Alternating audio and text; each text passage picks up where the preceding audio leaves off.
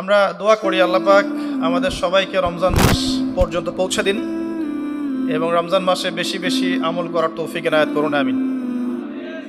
রমজান সম্পর্কে এই জন্য কথা বললাম যে রাসূল সাল্লাল্লাহু আলাইহি ওয়াসাল্লাম একটা হাদিসের মধ্যে বলেছেন যে তিন শ্রেণীর ব্যক্তির জন্য ধ্বংস, তিন শ্রেণীর ব্যক্তির জন্য ধ্বংস, লাআনত বা অভিশাপ। এক শ্রেণী হচ্ছে যারা নিজের বৃদ্ধ পিতামাতাকে পেয়েছে কিন্তু পিতামাতার খেদমত করে জান্নাত লাভ করতে পারে নাই, তাদের জন্য ধ্বংস।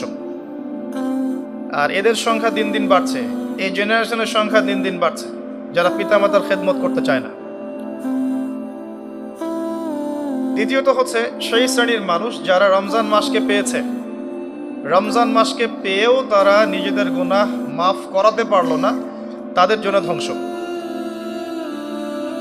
তৃতীয় শ্রেণী হচ্ছে তারা যাদের সামনে রাসূলুল্লাহ সাল্লাল্লাহু আলাইহি ওয়াসাল্লামের নাম উচ্চারিত হয়েছে কিন্তু রাসূলের নাম শুনে তারা দরুদ পাঠ করেন নাই।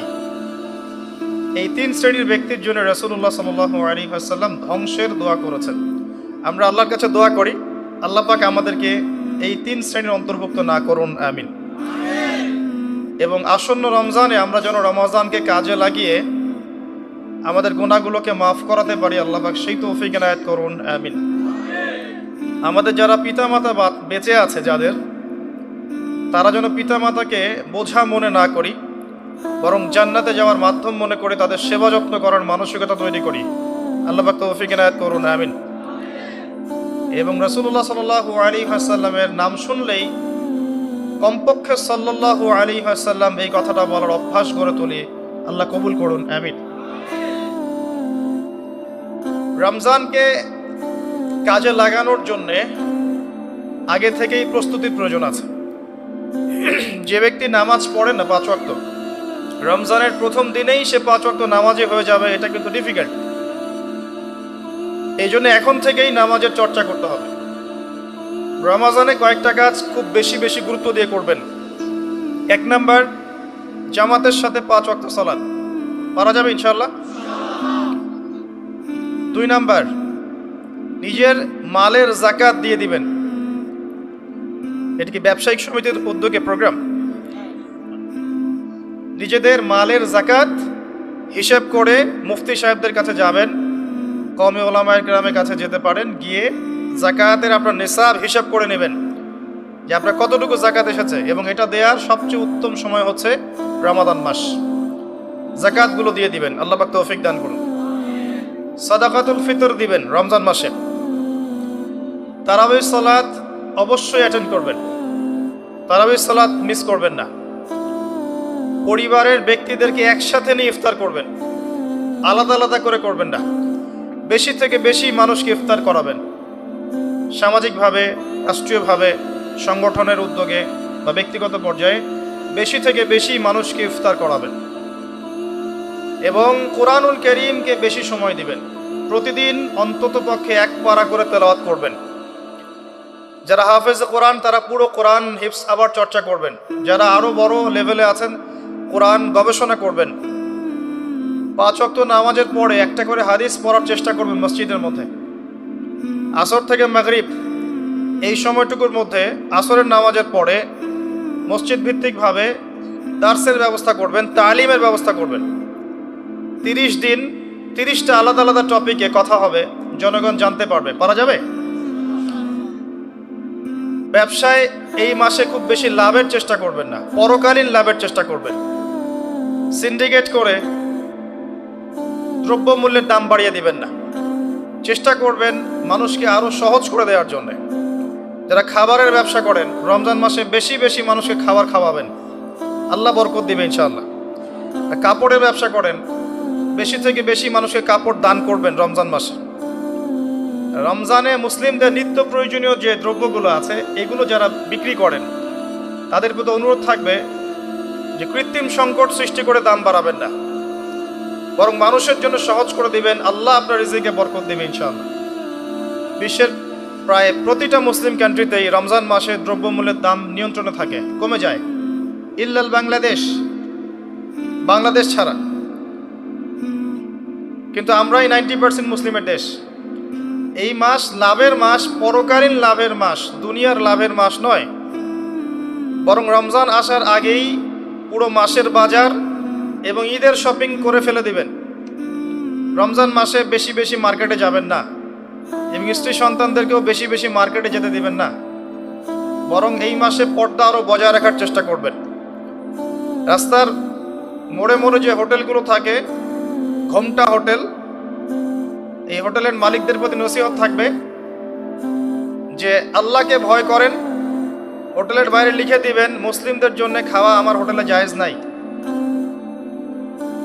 এটা করবেন, ঘোমটা না দিয়ে ওখানে লিখে দিবেন যে আপনি মুসলিম হয়ে থাকলে আল্লাহকে ভয় করুন, আমার হোটেলে মুসলমানদের জন্য আলাদা করে খাওয়ার কোনো জায়গা নাই রোজা রাখা অবস্থায়। সেলুনে আছেন যারা, সেলুনে লিখে দিবেন রমজান মাসে আমি দাড়ি কাটি না, কমপক্ষে লিখে দিবেন যে আমার দোকানে দাড়ি শেভ করা হয় না। রমজান মাসে আল্লাহওয়ালা হয়ে যান, লাআল্লাকুম তাত্তাকুন, তাকওয়া অবলম্বন করতে হবে। কিছু টিপস বলে দিলাম। সবচেয়ে বড় কথা হচ্ছে মানসিক প্রস্তুতি। রমজান আসতে যাচ্ছে, একটা মানসিক প্রিপারেশন। এই রমজানের 30টা দিন আমি প্রত্যেকটা দিনকে কাজে লাগাবো। প্রতিটা দিন আমি কোরআনের কিছু অংশ পড়বো, হাদিস কিছু পড়বো, দুটা কথা মানুষকে দাওয়াত দিব, ইফতার করাবো মানুষকে, সাধ্যমতো দান সাদাকা করবো, তারাবির সালাতে হাজির হব, কোরআন খতম দিব। এই কাজগুলো করতে কি সরকার বাধা দিবে? প্রশাসন বাধা দিবে? এগুলো আমাদের হাতে আছে। আল্লাহ পাক আমাদের সবাইকে তৌফিক এনায়েত করুন, আমিন। আর এই রমজান মাসে বেশি বেশি খাওয়া এবং দুনিয়াবি কাজে অপচয় করবেন না। সারাদিন রোজা রেখে যদি ইফতার করতে 20টা আইটেম নিয়ে বসি আমাদের পুরান ঢাকার মানুষের মতো, তাহলে অবস্থা খারাপ। রমজানের আধ্যাত্মিকত্ব নষ্ট হয়ে যাবে। কথা কি বুঝতে পারছেন? রোজা রেখেছে আলহামদুলিল্লাহ, ইফতার করার জন্য কি 20টা আইটেমের দরকার আছে? 10টা আইটেমের দরকার আছে? এই যত বেশি ইফতারে খাবে মানুষ, তত বেশি সে অসুস্থ হয়ে যাবে এবং তারাবি অন্যান্য ইবাদতগুলো ঠিক মতো করতে পারবে না। আমাদের ক্ষেত্রে দেখা যায় যে সেহেরি আর ইফতারে আয়োজন দেখলে মনে হয় এটা আমার জীবনের শেষ খাওয়া হবে না। কথা বুঝতে পারছেন? এই স্বভাবগুলোকে চেঞ্জ করতে হবে। আল্লাহ পাক তৌফিক এনায়েত করুন, আমিন। এবার আসেন, মেরাজে যাওয়ার আগে আমরা রাসূলুল্লাহ সাল্লাল্লাহু আলাইহি ওয়াসাল্লামের জীবনীর সামন থেকে আসতে চাই। আর আমি যে কথাটা বলতে চেয়েছিলাম সেটা হচ্ছে, রমজান আসার আগেই নবী সাল্লাল্লাহু আলাইহি ওয়াসাল্লামের জীবনী একবার পড়ে শেষ করবেন, ওয়াদা করেন। হাত উঁচু করেন, হাত নামান। সবচাইতে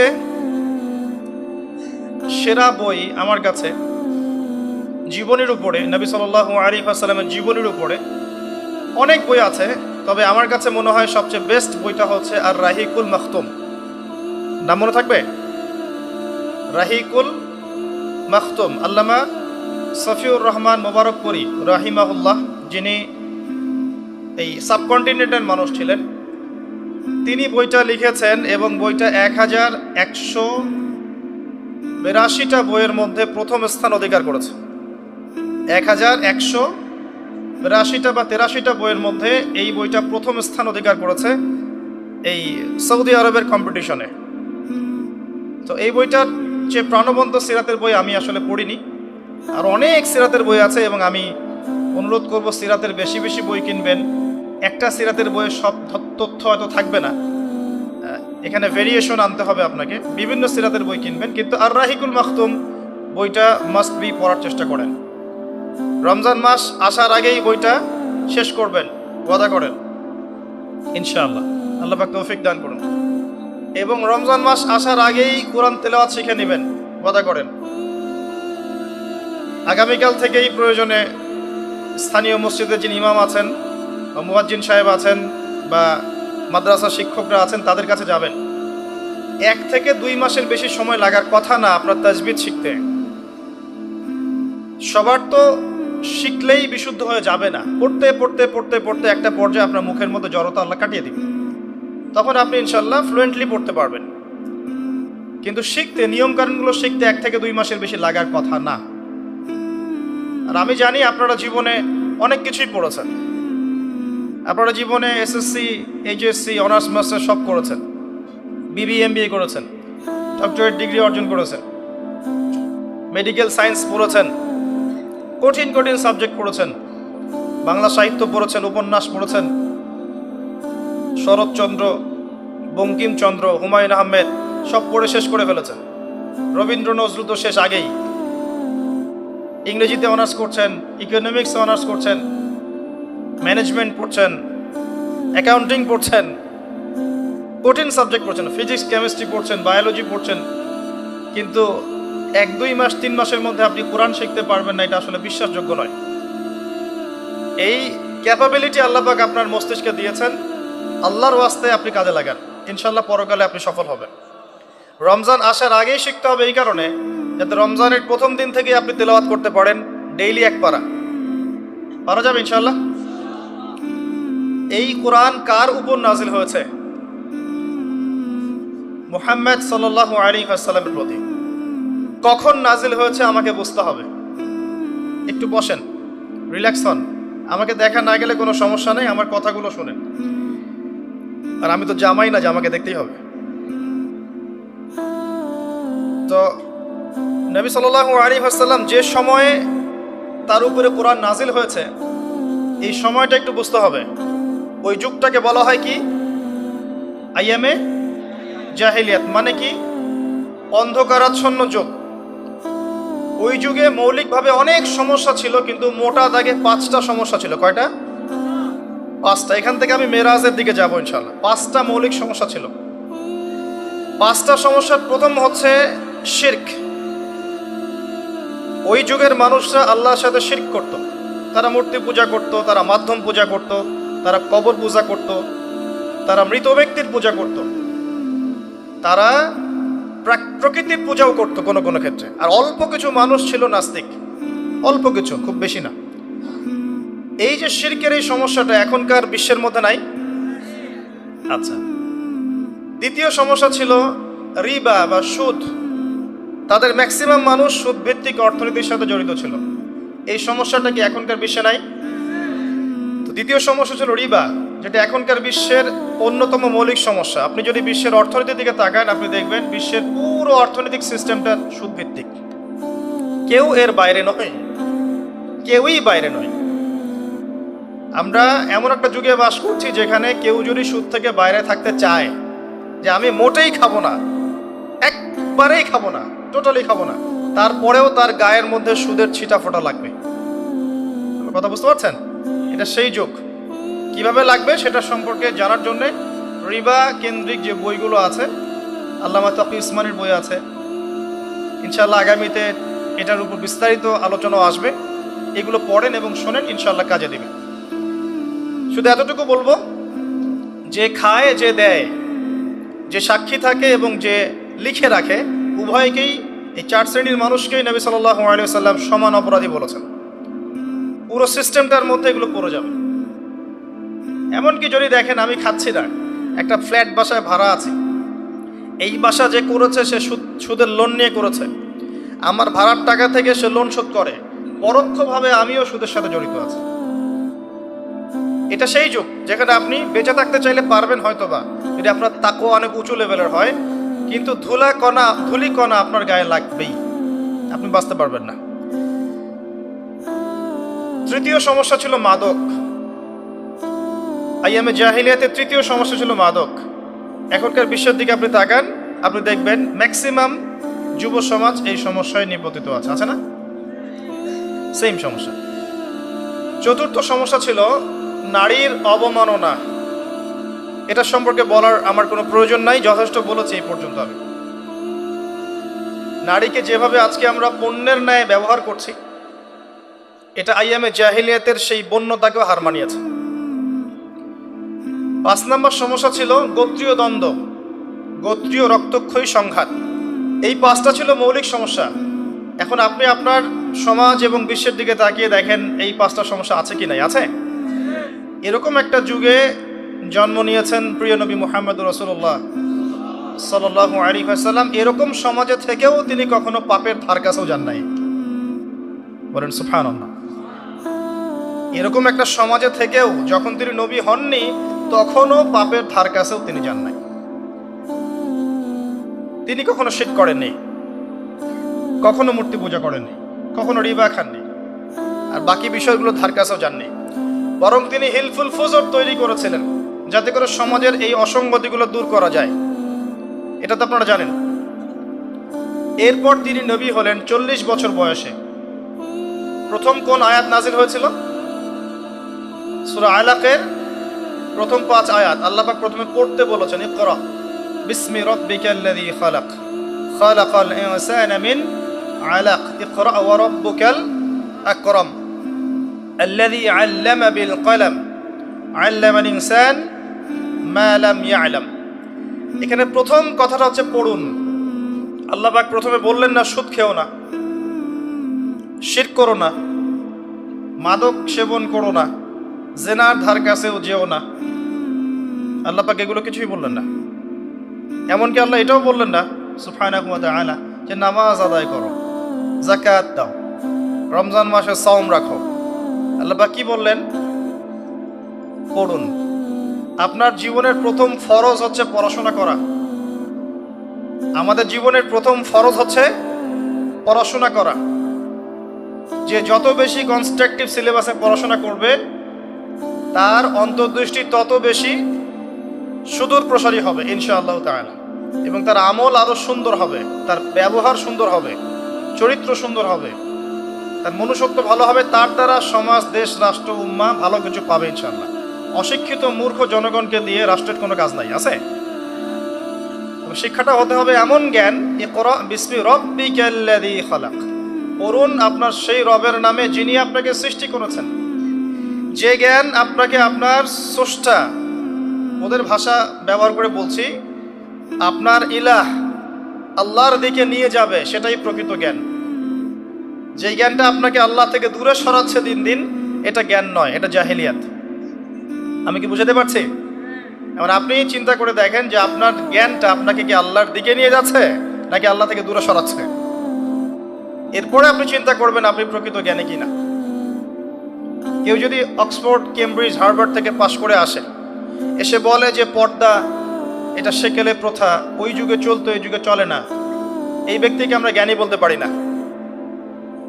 কেউ যদি বাইরে থেকে বড় ডিগ্রি এসে বলে যে ইসলাম আসলে এই যুগে চলে না ওই যুগে চলতো, সুদের মধ্যেই আছে অগ্রগতি আর প্রগতি,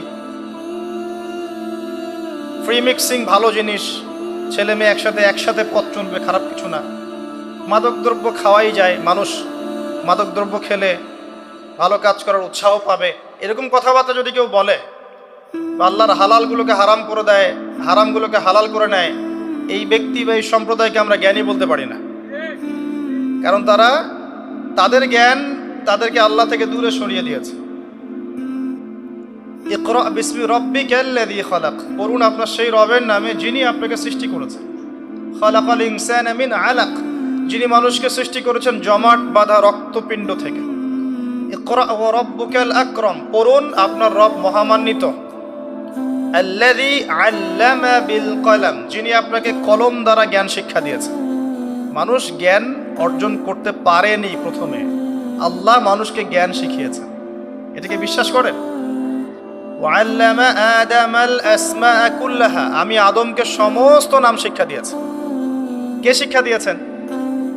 আদম আলাইহিস সালামের কি জ্ঞান ছিল? আমাদের জ্ঞান ছিল? আল্লাহ শিখিয়েছেন। আল্লামাল ইনসান মা লাম ইয়ালাম, মানুষকে সেই জ্ঞান শিক্ষা দিয়েছেন যা মানুষ জানতো না। এই আয়াত নিয়ে নবী সাল্লাল্লাহু আলাইহি ওয়াসাল্লামের নবুয়তের জিন্দেগি শুরু হলো। কত বছর জিন্দেগি ছিল নবুয়তের জিন্দেগি? বলতে পারবেন? 23 বছর। 23 বছর। আমরা কিন্তু লেকচারের শেষে একটা কুইজ কন্টেস্ট করব ইনশাআল্লাহ। 5টা থেকে 10টা প্রশ্ন করব ইনশাআল্লাহ। 10 জনকে আমরা পুরস্কৃত করব ইনশাআল্লাহ তাআলা। মনোযোগের সাথে লেকচার শুনবেন। এরপর নবী সাল্লাল্লাহু আলাইহি ওয়াসাল্লামের নবুয়তের জিন্দেগি শুরু হলো। 23 বছর। কত বছর? তার মধ্যে প্রথম 13 বছর হচ্ছে মক্কায়, আর পরের 10 বছর কোথায়? মদিনায়। খুব সংক্ষিপ্ত আকারে বলছি, প্রথম 3 বছর নবী সাল্লাল্লাহু আলাইহি ওয়াসাল্লাম গোপনে দাওয়াত দিয়েছেন। কিভাবে?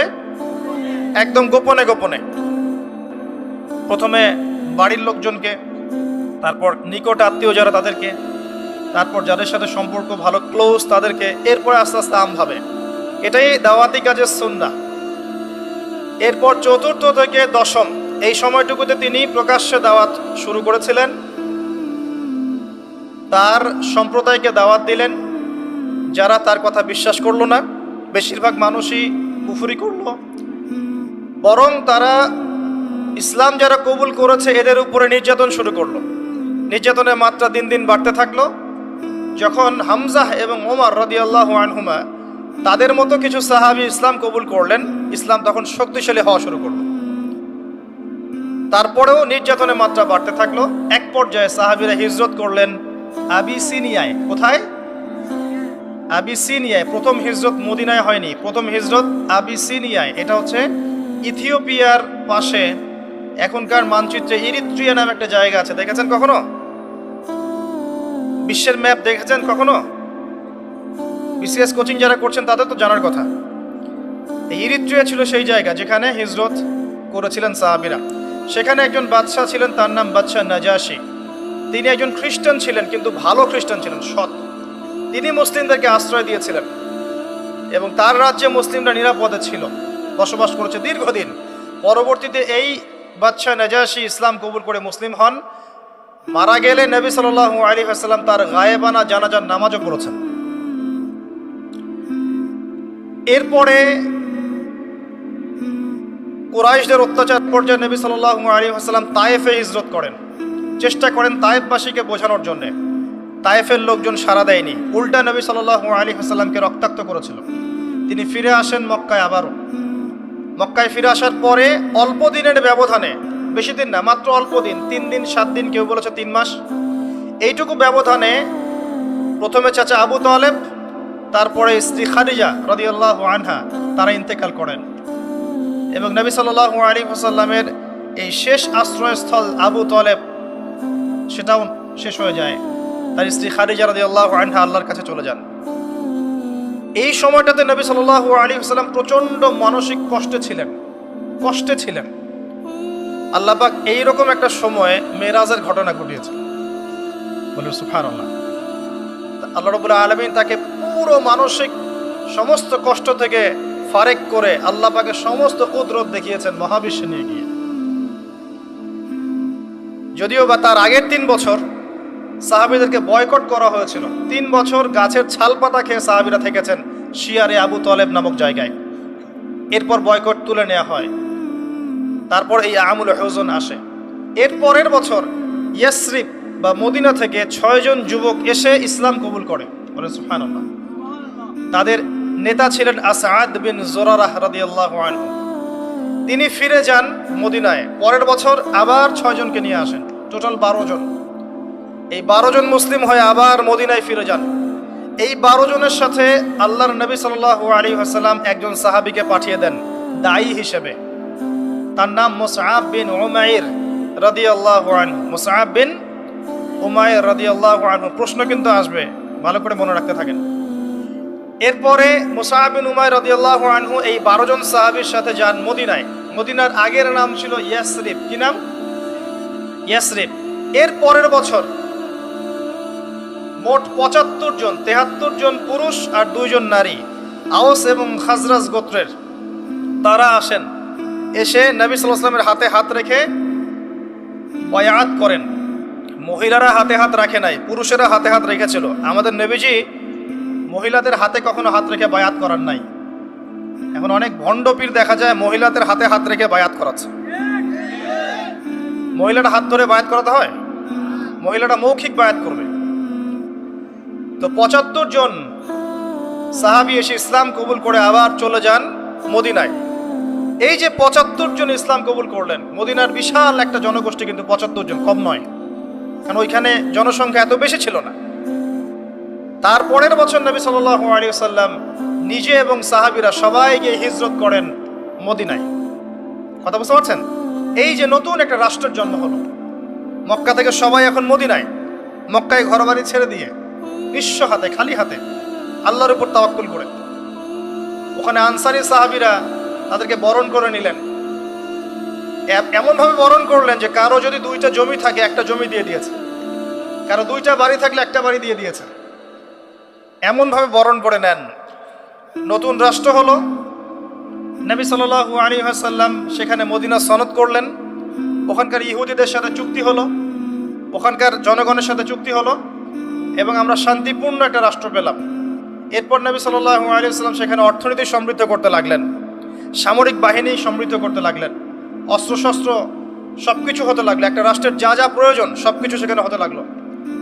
এক পর্যায়ে আবু সুফিয়ানের বাণিজ্যিক কাফেলাকে আক্রমণকে কেন্দ্র করে বদরের যুদ্ধ হয়ে গেল। আর এই বদরের যুদ্ধে আমরা অল্প সংখ্যক সৈন্য নিয়ে বড় বাহিনীর বিরুদ্ধে জয়লাভ করলাম। ইসলামের ইতিহাসে প্রথম সশস্ত্র যুদ্ধ। কথা বুঝতে পারছেন? এর পরের বছর হলো উহুদ, যে যুদ্ধে আমরা প্রায় জিতে গিয়েছিলাম। আমাদের একটা ভুলের কারণে সাময়িক বিপর্যয়ের সম্মুখীন হলাম। আমরা উহুদের সাময়িক বিপর্যয়ের সম্মুখীন হলাম। 70 জন সাহাবী শহীদ হয়ে গেল। আমাদের নবীজি স্বয়ং নিজেও সেই যুদ্ধে মার খেয়েছেন একটা ভুলের কারণে। সেখান থেকে নামবে না, সাহাবীরা কয়েকজন নেমে এসেছিলেন। ব্যাস, পুরো দেখবেন, সব বলে দেব না। এর পরের বছর খন্দকের যুদ্ধে 3-4 মাস অবরোধ করে রাখা হয় মদিনাকে। শেষমেশ তারা কিছুই লাভ করতে পারলো না, ফিরে চলে গেল। এরপর থেকে মুসলিমরা আক্রমণাত্মক যুদ্ধ শুরু করলো। একে একে বিভিন্ন গাজওয়া এবং সারিয়া হতে লাগলো। মুসলিমরা সমৃদ্ধ হতে লাগলো, সম্পদ বাড়তে লাগলো, জনবল বাড়তে লাগলো, অর্থনীতি সমৃদ্ধ হতে লাগলো, অস্ত্রশস্ত্র বাড়তে লাগলো। সব ডিপার্টমেন্ট থেকে আমরা রাইজ করতে লাগলাম। শুধু তাই না, পররাষ্ট্র নীতিও ইমপ্লিমেন্ট করা হলো। বিভিন্ন রাষ্ট্রপ্রধানদের কাছে চিঠি পাঠানো হচ্ছে। এর মধ্যে একবার নবী সাল্লাল্লাহু আলাইহি ওয়াসাল্লাম স্বপ্নে দেখলেন তিনি মক্কা তাওয়াফ করছেন, কাবা তাওয়াফ করছেন। সাহাবীরা বুঝে নিলেন যে আমরা মক্কায় যাচ্ছি। তারা মক্কায় যাওয়া শুরু করলেন। 1400 সাহাবী। হুদাইবিয়া নামক জায়গায় আটকে দেওয়া হলো, যাওয়া যাবে না, এই বছর ফেরত যেতে হবে, পরের বছর আসতে হবে। তোমাদের কেউ আমাদের দলে আসলে ফেরত দিব না, আমাদের কেউ তোমাদের দলে গেলে ফেরত দিতে হবে। আগামী 10 বছর আমরা কেউ কারোর সাথে যুদ্ধ করব না।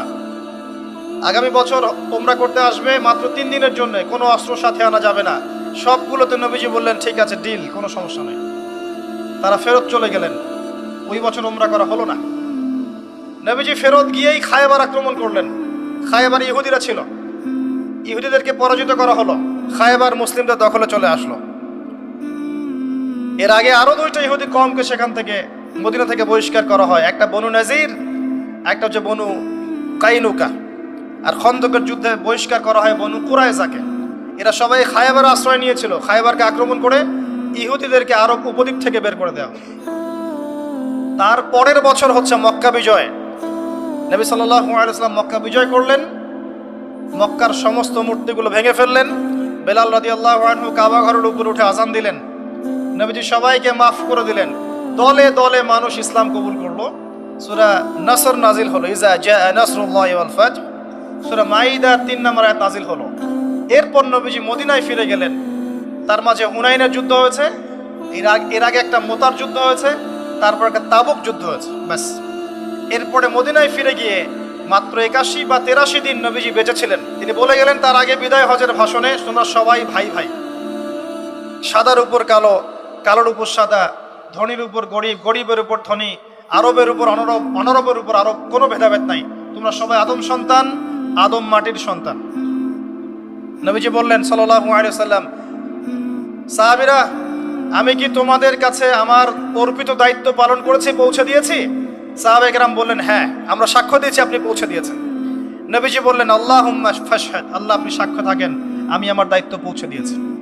এভাবে তার জীবনটা শেষ হয়ে যায়। এই হলো সংক্ষিপ্ত সিরাত। ডিটেইলস পড়বে।